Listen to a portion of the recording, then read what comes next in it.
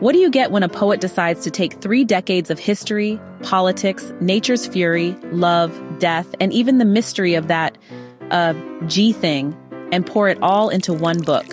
A masterpiece or a recipe for poetic chaos? Today, we're diving into one of the most ambitious poetry collections I've ever read. One that takes you from the Arab Spring to the Berlin Wall, from the deserts of Arabia to the slums of Accra, all while throwing in biblical metaphors and cheeky humor that might just make your grandmother blush. Oh, and trust me, there's a poem in here that literally does a catwalk. Yeah, you heard me right. Stick around, because this book is wild.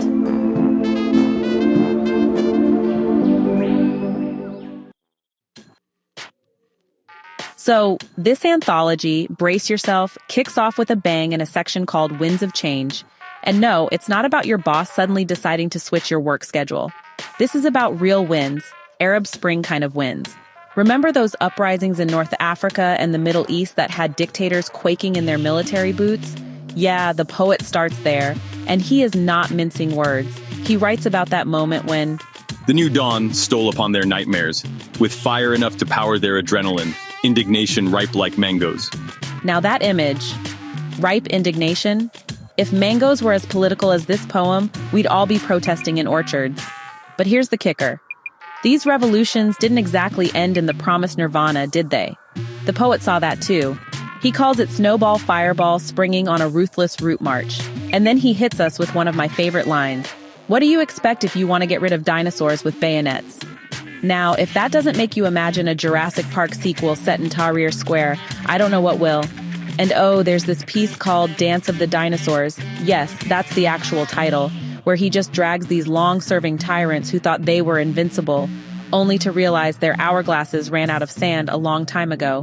But hey, they weren't the only ones in for a rude awakening.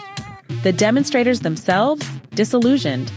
Because in geopolitics, folks, it's never about who's right or wrong. It's about who's got the biggest army backing them.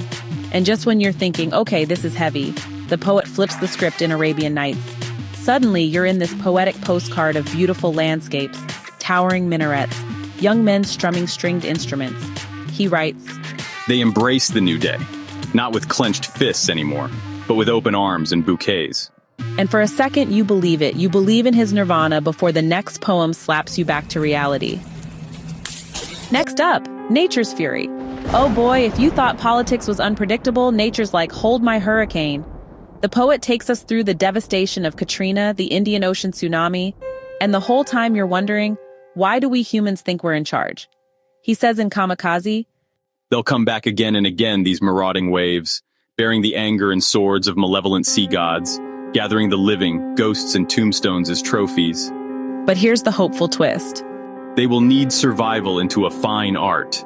Domesticate these storms in calabashes. Hang them on stakes in the rice fields as scarecrows. Like, excuse me, domesticate storms in calabashes? I don't know if he's being literal or just flexing the power of human resilience, but I love it. And then voodoo dance hits. This one isn't just about hurricanes flattening Haiti, it's about the country's history, from the brave leaders who fought colonization to the ones who became their own storms of destruction. And that last line? Whew, he breaks it like the quake he's describing. Which quakes and shakes and breaks without provocation. Now let's talk Africa, because the poet sure does. And he's not sugarcoating anything. In poems like Madness with a Method, he dives deep into the contradictions of the continent, richest resources, poorest people, and violence lurking everywhere. He writes, the gods glower down the deathscapes of the Great Lakes, Leopold's heirloom of diamond and ivory, this crucible of a continent seething with mysteries, mired in malignant outgrowths of happy madness. That's not just poetry, that's a thesis in verse. And he doesn't stop there. He goes straight to Congo, where wars are never just wars. They're business ventures with guns. The killing of Patrice Lumumba, Mobutu's insane wealth, and that killer last line about Mobutu. He took nothing along, neither gold nor silver nor bauxite. This kleptocrat without compare.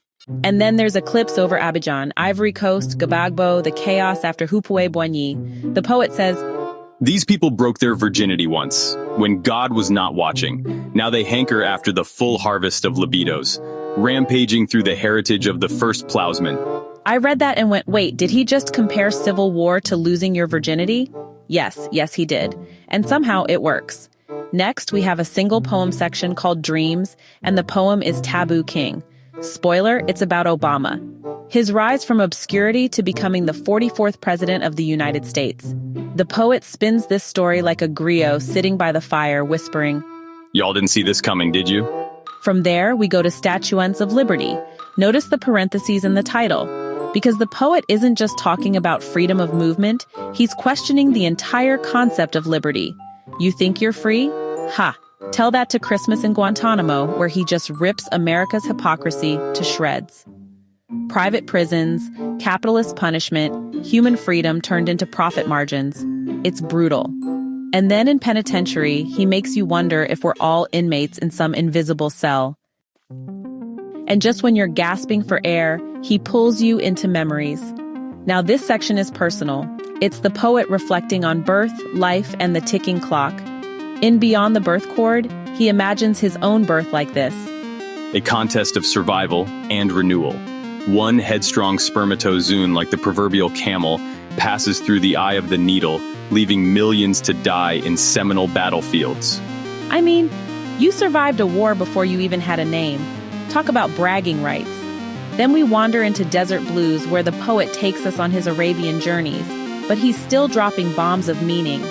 In Canaan, he says, Blindfolded, we discarded Tigare and Hebiso for new chaperone deities who have so far held back the miracles. That one hit. Because it's not just about religion. It's about how Africa, post-independence, abandoned its roots for foreign gods, foreign ideologies, and paid for it. And just when you think it's all doom and gloom, the poet cracks a smile in Dressed to Kill. Oh yes, this is where the G thing shows up. He writes, The G-thing minuscule flag, that thin line faint curtain between the raw hide and the city of Jerusalem, flaunts its presence in absence, incontrovertible evidence of virgin on fire, taunting the bedazzled counterpart to a fertility contest. Sir, did you just make lingerie sound like a holy war? Yes, he did. And it gets even better in Catwalk. He drags the fashion industry with lines like, Snow-white teeth first clenched in grimace, then loosened in plastic smile, and the fanatic cult of patrons smile too. Femininity on parade, waspish frames starved to the marrow, shoulder blades carved into sickles, legs chiseled taut in envy of the giraffe and the gazelle. I laughed, out loud, in public. Finally, the anthology closes with 2 segments, Matters of the Heart and Eternity. Here death steps in, the impartial collector. But even then, the poet whispers hope, life without end, a cycle, a return. And that, my friends, is the ride you take when you open Testament of the Seasons by Mawuli Adzei. So what do I think about this book? Honestly, it's poetry that punches. It's historical, it's political, it's cultural, but it's also deeply personal. Mawuli writes like someone who has lived through storms, both literal and metaphorical, and instead of just complaining, he shapes them into art. His language is rich, playful, musical. He bends English, colonizes it, domesticates it, and throws in yu and akan so smoothly you feel the rhythm even if you don't know the meaning. And the structure? Genius. Words don't just sit on the page, they move. In Catwalk, the lines literally strut. In Empire, they form a sword. You don't just read these poems, you watch them dance. Is it for everyone? If you hate poetry, this book might just change your mind. If you love poetry, this will feed your soul. And if you think poetry is all about roses and heartbreak, buckle up. This book talks geopolitics, war, slavery, freedom, G-strings, and e-waste dumps. It's wild, it's unapologetic, and it's brilliant. Mawuli Adzei isn't just a poet, he's also a novelist. His novel Taboo is a whole other experience, and he brings that storyteller's instinct into his poems. He's Ghanaian, proudly so, and it shows. Not in a touristy way, but in a way that says, I am my people's mirror. And trust me, after reading this, you'll see why he's one of the most important voices in African literature today. So, should you read Testament of the Seasons? Absolutely. In fact, don't just read it, experience it. Let the words walk, strut, and zigzag through your mind. You'll come out the other side changed. And maybe a little obsessed with minuscule flags, just saying. If you've read this book, tell me your favorite poem in the comments. And if you haven't, well, what are you waiting for? Like this video, subscribe, and I'll see you next time when we dive into another literary gem. Hey, thanks so much for hanging out with me today. If you're interested in diving deeper into this book, I've left some links down in the description. You can use it to grab yourself a copy and keep the adventure going. And if you're in the mood for more great reads, don't go just yet.